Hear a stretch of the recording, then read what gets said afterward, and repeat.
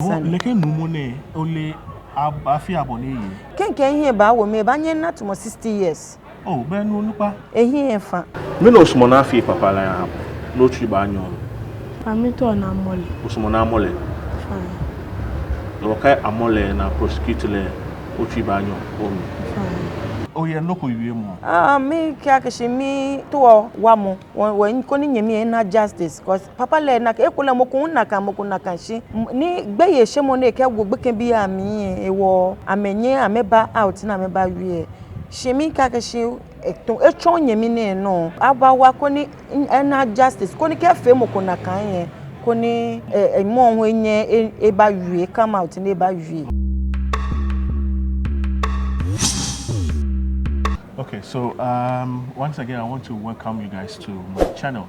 My name is Niai, and in fact, it wasn't my intention to do such a story, and I find it very difficult doing this story because it's personally, the story has really touched me, and I don't know, I actually don't know. When I was first told about this story, I just got broken.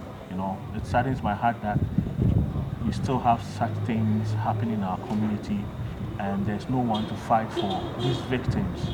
In case you've tuned in to watch or click to watch this video, it's a story about a little girl who is just 13 years old. And unfortunately, she has been raped by an elderly person who is, I think, over his 40s, either late 40s or maybe early 50s or so. If you are watching, I don't know how you feel if maybe it's your daughter that has been, let's say maybe your daughter that is having this issue or going through this problem. Just take this story as a personal story and ask yourself that if it were to be you, what would you do? And how best will you be able to help? In case you are watching us and you have been touched by this story and you want to help, you are welcome on board.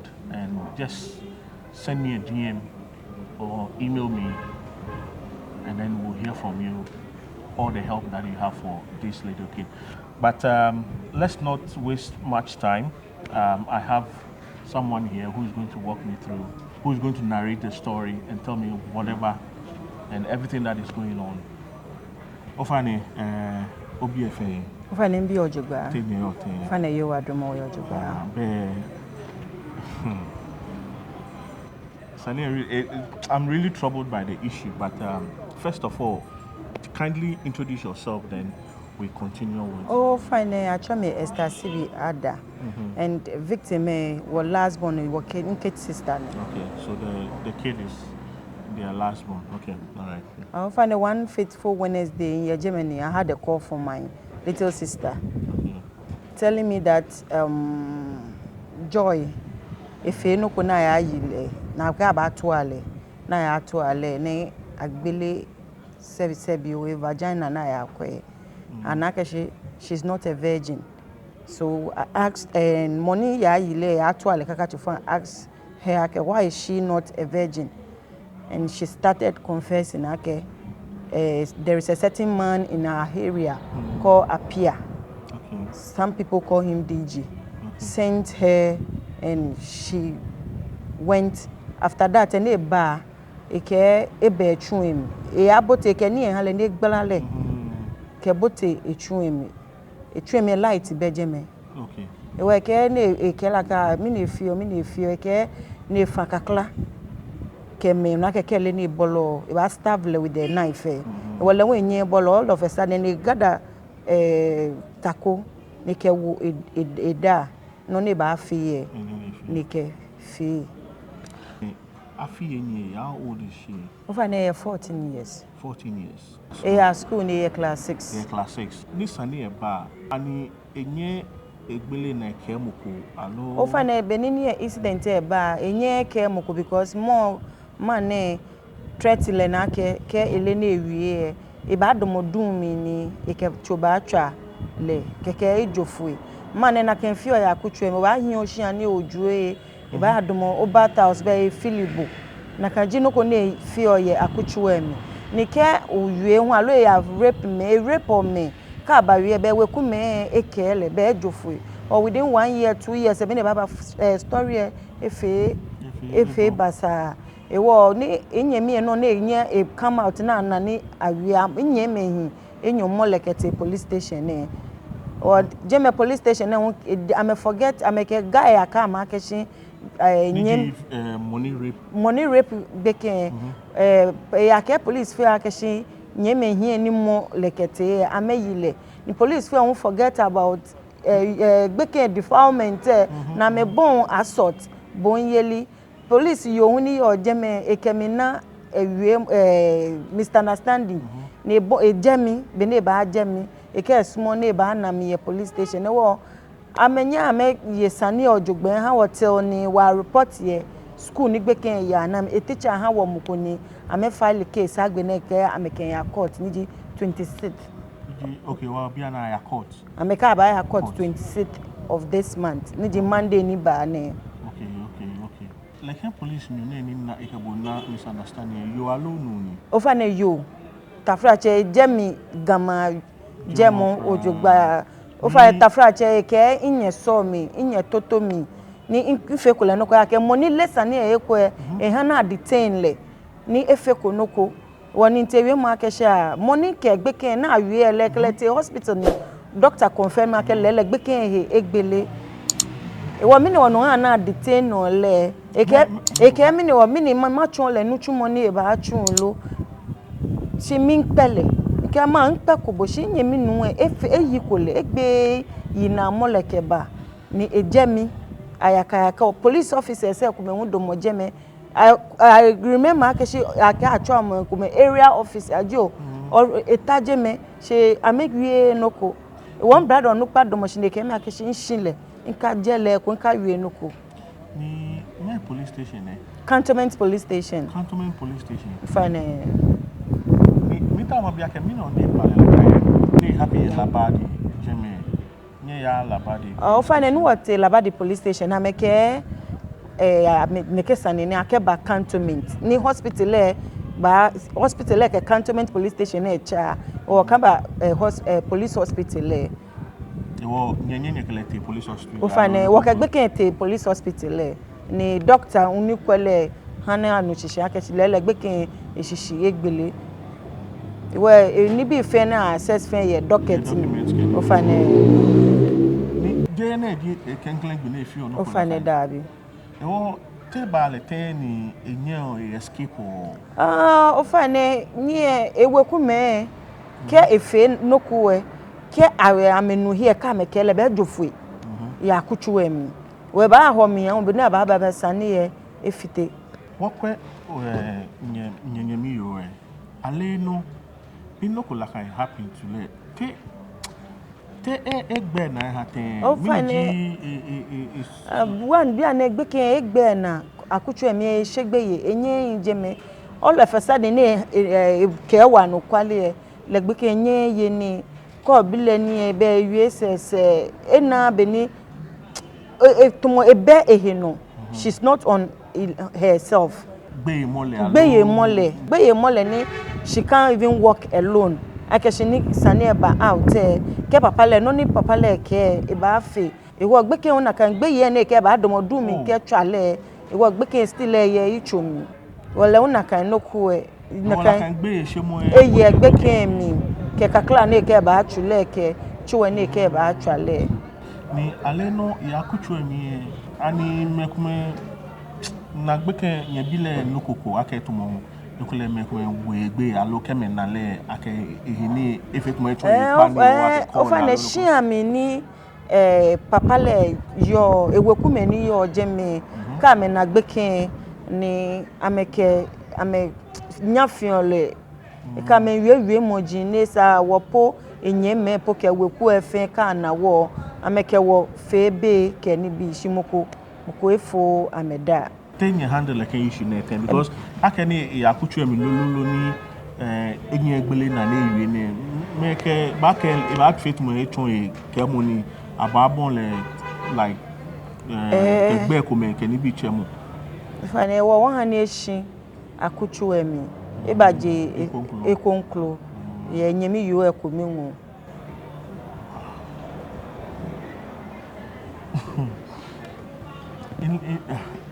Fine, Aleno, if anyone watching, I don't know if you're a media guy, you work in any TV station, or you're a lawyer, or you know someone, I'll be glad if you can help by channeling us or linking us with such people. And I will even urge any media guys out there, or like a channel, ne bas mo ne follow like a story ba ngo na wa ke hani e ka feta mo story awo e fet mo abanya mo ni bia no she can media follow ni wonye won kweno ni ya no e sure ke gbe ko ba mo amalo amba na ke media hime ye wo no ni sa abafi so ne woni won camera ka ba ke ma bi like a story mas mo aka wo ke gbe ke ba gbasa ne shimo ya nukwa anukwale mi inye ma show gbe ke here e wo kule ekule nya ba nu egbe e wo shibia ne egbe ke enyo ya school no ni o fa ne bia ne enyo ya ni school ani mokole hikola kan lo da bebe chon lope ni je teacher pe ni woke le wi gbe ke bi ni yo akuchu emi na ke be ni e bale no mi amebe e wo e ke mokoke tizikule ye school kometo mabo mode ma tra teacher say akon no ma wa ka me bo mode ake ni na me amenya me wa wo poni woni ni shraj njo onupa kono ni wa wie no within 5 minutes no atwa ake abaha o bia na abanya ya court ake no me am forget case na me ye me konkro me bo na ke ba na mama me wo leke numu ne ole afi abone yi kenken here ba wo me ba nye na to 60 years oh be no nupa ehie fa ni sane e bala kan ani amole wo mi fa ne na amole Wednesday obe I think Friday na kai abe ahale bill na mejiele wo ehie akutu emi fa ne aleno ma bibo oye noko wiwe mo mi kya kishi mi to wa mo when koni nyemi na justice cause papa le na ekule mokun na kan shi ni gbeye shemo na ke gbogbe kan bi ami ewo amenye ameba out na ameba wie shemi ka kishi eto nyemi ne no aba wa koni na justice koni ke fe mokun na kan yen koni mo onye eba wie come out na eba wie o se kule kecho onyemi no local lakani ya na kuchu no sebafo yo be match ma nyawa abo agbe to ni wo kweno ni le ohun eyi okemo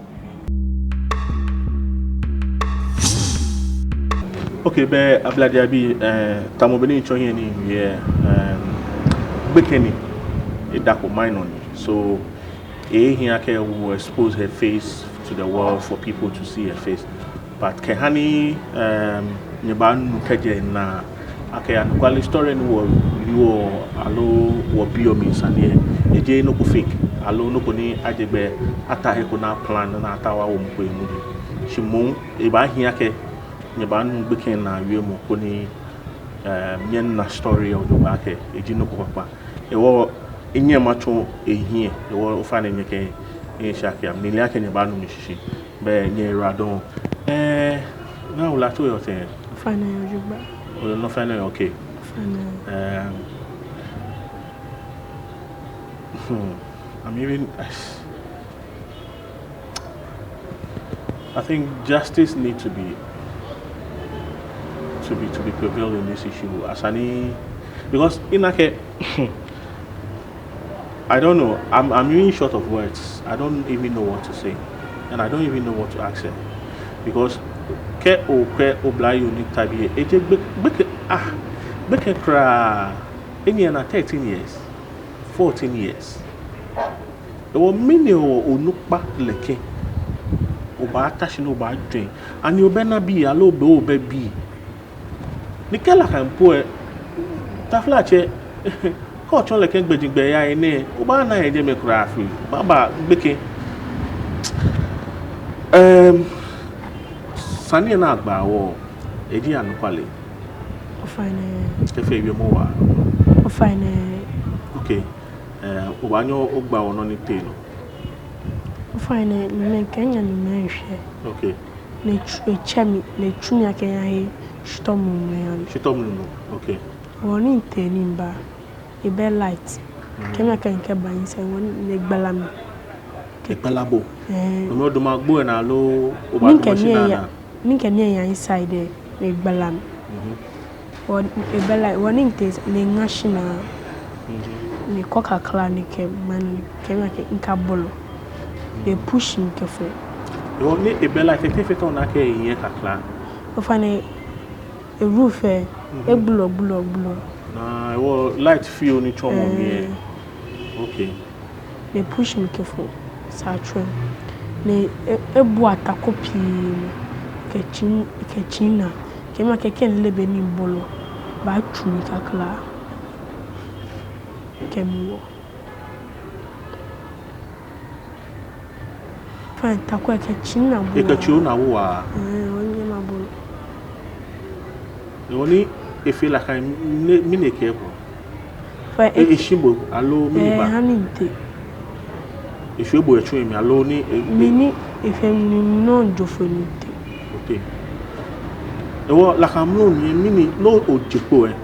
Ni mo jofekete ni mo te. Fa ni njiko inte. Ni anti eje street yo Shem street. No tie okay mukunoko. And mini o onye okay muku no ni te no. Fa ne e kemia keke lebe ni kemuko. Ken na me dum ke no ko ba twancho. Okay no ko ba twancho. Cho ba twancho. Ke e jofete. Ni agbene okay. E wole fe la kan ani ohe wo he alo ila mobo alo loko. Fa ne mi shima. O mi se wo e. Phobia bo enye. Okay, me shin kai bia bo. Okay bia bo. E wo mini bana agbene ni onye ogbasani e okay ake o. Fa ife no ko. Ni yanti e ke ba gwa. Ke ba tram kakachu. Ne gbele. Yo mo wa fe. Ni yanti e ke ba gwa. Woni ke be ba tram kakachu fa. Ne gbele ne bi me ke na mo ke mi woni chebra pia be. Actually bra pia. Bra pia. Ne bi me ke na mo ke mi woni ke la ke bra pia. Ya na mama. Ani ke bo wash komi pe alo echilano. Fanech it's like 2 times. She first mama ko ni ojo. E ke mi ya je ni wa ho ni. No, it can start in cafe. Shame. O relate le, o we kunyo ni alo e akuchu emi keke. Ofa ya akuchu emi keke. O after ni echumo no aye shi talk eba ni ekebo na shinamo ekebo ho. The second one ete balete. Ofa no nke fafa be can be ko area actually fafa.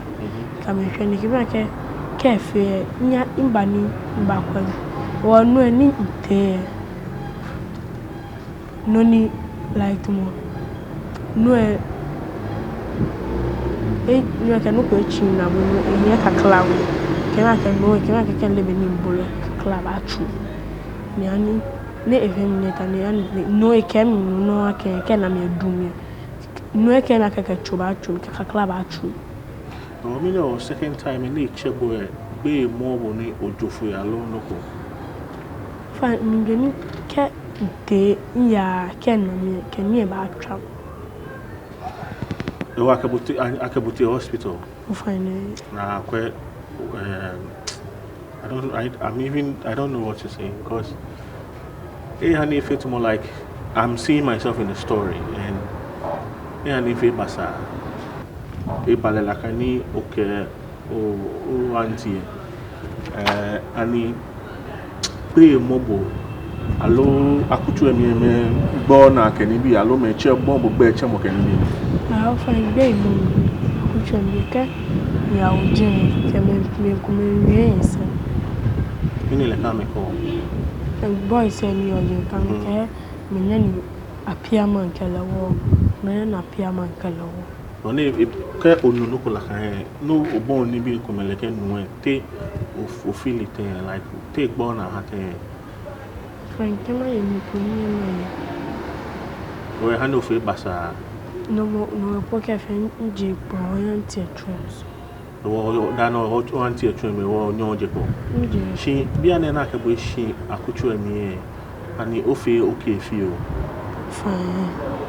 Will be an onyo yoni like catch alone or feel okay. Fine. When you are at school. Fine. She they feel like I born at your old school, Nick Asimoni. Fine. You have no pass school, ya allo. Fine. No me what hag. No me any hagbe. I need happy in any hagbe.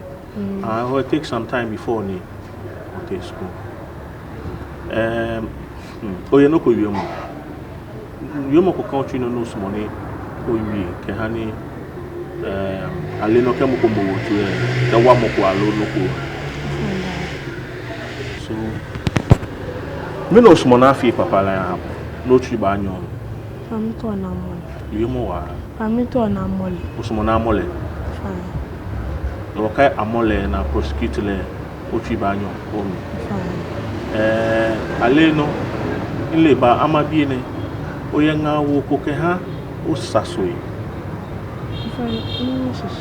Like oye you mo ko ni o ketmo o colleagues ona o age groups ke no ni mi o chone ani ke o ka mi gbasani o ye nga ko no ba wo abi mini nga no yo no ba ke fe no yo mo wa ko fane ma wa me nga ke mo ko cha me amekaya ke mo ko nchu amaka me ke amai ni ke ni bomo ka me ke ni ba inside amekaya Mikam kukama, can you kukama ke ame for make bomaka, ama make lo.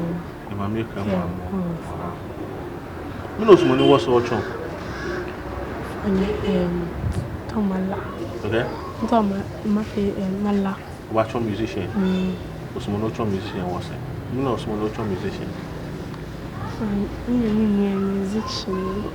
Olawa. Oisakela. Okay. The Wabada Bushi. Ake Obomode on your way on Wabakwe, one money or one back when on your fear. Oh no, or rather. Ofane Miniji Onagbe, you mono, okay. Ofane me na gbewe money ke ba ha ji. Junu oba ya kote. Bi ane Ghana konye shika bo obeno komi. Wo min pa fai kuni anyaye sanena hawo aka fe wo ya wo ba keke na gbe mi e a feel foolish case Mo so le moji akenya ba ne justice kuni gbe ken na justice kuni le hu emi alo esusuma e a share I'll make a personal appeal. Okay, kedi moko nkwewo o fine call him ko share mo video na hamo because one time wa mo kedi o le lawyer ko alo le moko ni is good when it comes to like a child abuse, like a rape case, carbonato, like a issue ne. If I go on na ka ka oba wa link wo ke han la kan mo ni kedi media no njibo no so ni o follow up the story please offer the hamale oba nye o send me DM Instagram I'll give you the necessary information for the no follow up offer ne oba follow story ne ke at a court no ni bene ba bala ha the way ni bi ba ala ha wo ke story ba ba ha nyele no ni te no nye radon offer ne oyanga kuno okwawo follow ofane ngani ke ba wo follow ji ke obi na chake moyo obi here sa ke gbe ke ekpili etwi mi ake se ewie ponente chogbe kono ni okebile aja ke chake mo wona shine yi odokodoko ni wo wodwemo eke wa ake shi no ni they were complaining for 1 month neke emission we ni enye fe noko she ko bile wo dwemo ko wa keshi dokodoko ni eyi owo makpa fa ke follow ni yo agbo na ko ye bi yo alota fracho ye bi numpo ni na kan noko alo na chake moko ye ke gidigidi e ka fe she ke twishito ebile ni koni ihe mo ka yeli ko me aka she gbe ke ba anye eke mami eke bo follow ofane we mo fi oni yo no no link ba fita eji ole kali no kwemi follow jibo alo oye biye fane bia ne jele mi chaki blema koni the way na chose obukan bia ha bia ne tamo la kaindo bukan bia amenidi suomo ke wiemo ke trishuto hani obile afi onna nehenyo ona oshina monokle na hani fona ona nehenyo ke hani keno kongbe na e ka segbe nenye kem chike afi gbe kan bi hai a blow wole no jele on mene gbe kan gbonu jibo ni bo tu sa ni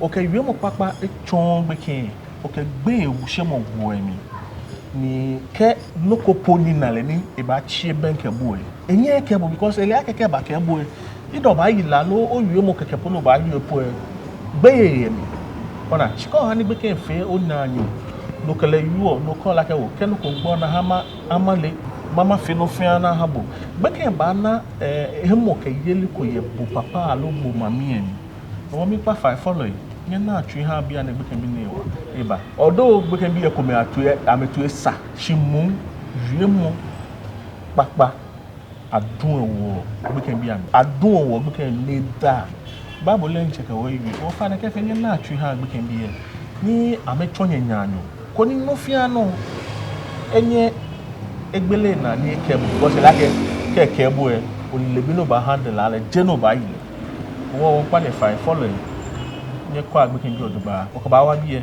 akabe ni nke wo ba follow up the story whatever o ba nye no o fa na o mo ni ko ye no ta o ye wa mo ko no ba nyu wa o fa ni nke email le ba o je alu ko small ba nye o send me Instagram page nke ba na TV here ko ni keno ko e nye send me message wo nyera don ake nyekwe video ne kamata na mi wonda nyeshi be kokule o kanya ma pe ko ngbe ji ni ayi eke ga nyera don